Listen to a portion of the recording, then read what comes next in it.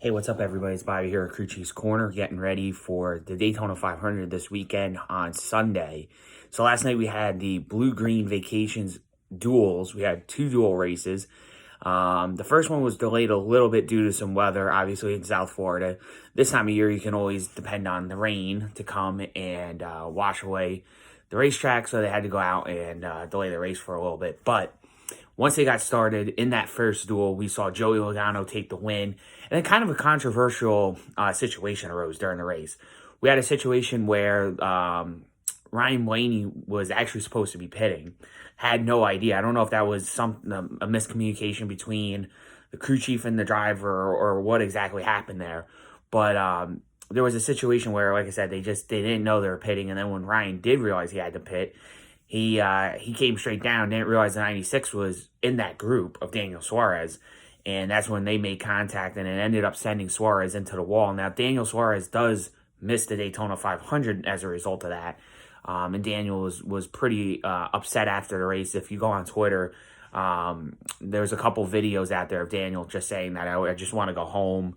This secret pitting, manufacturers pitting together, it never seems to work out, and he was pretty livid about this whole thing. So Daniel Suarez misses the Daytona 500. Don't know exactly what that does to the Gaunt brothers. I know when you have a charter team, you do get a decent amount of money even for finishing in last place. But I don't know how that works with a non-charter organization such as the Gaunt brothers. How much of a money breaker that's going to be for them missing the Daytona 500. But we do know that there was a full season originally on tap. We'll see what happens as it goes along. But like I said, that's a big blow to a team that hasn't run full time before with a driver that intends on running full time. So we'll see how that all works out and how it moves going forward. Also in the first duel, Chad Fincham did not make the race. So one of Carl Long's MBM Motorsports cars did not make the race. But good news for Carl is that one did make the race. So in the second duel, we had a much calmer duel than we did the first time around. It wasn't, there wasn't really an accident going on the pit road. Corey LaJoie got into J.J. Yaley, which caused the only caution during this duel. And it effectively ended JJ's shot at getting into the Daytona 500. So one of Rick Ware's cars will miss the race, but he does have the 51, the 52, and also the 36 in the race, which is going to become the 53. So he has three cars in right now. Those are all his chartered cars. The 54 is a non-chartered entry. So that will be missing the race.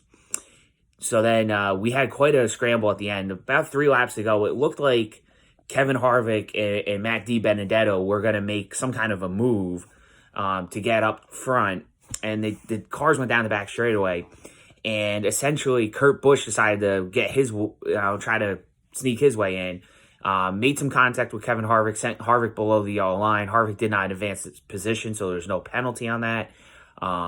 And then Kurt made contact with Jimmy Johnson, which effectively ended those three guys' chances at winning the race, and William Byron was long gone. So William Byron picks up his first win.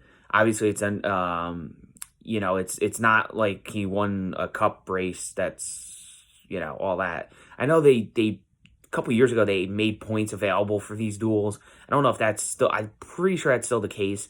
So I guess you could say technically it was a points paying win, but whatever. We don't really count the qualifying races in drivers' careers and things like that. So, good for William Byron to get out there and get a win, and then he's going to start fourth.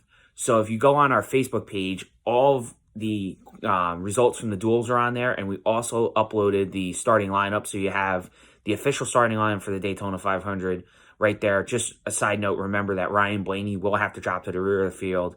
Due to that damage, they did go to a backup car. So Ryan Blaney will be in a backup car for the Daytona 500 on Sunday. Today on track, you have the Xfinity cars. I think the Cup cars get out for another practice. And then you have the truck race tonight. Trucks are going to qualify today. We'll have all that results posted on Crew Chief's Corner as soon as I can get to them. Tonight's going to be kind of a late night for me at my job, so bear with me on all the results. We'll try to get them up there as much as we can throughout the day. Then yesterday we had truck series practice. We had 2 practice sessions for the trucks. First practice, we had Zane Smith, who led the way on that session. You can check all those results out on all of our social media, at the Crew Chief on Twitter, and then also right here on the Facebook page as well.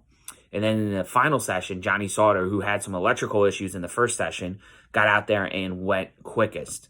So Johnny Sauter led the final session. Again, all the session results are on either our Twitter page at the Crew Chief or right here on Facebook. Well, that's it, guys. That's all I got time for today.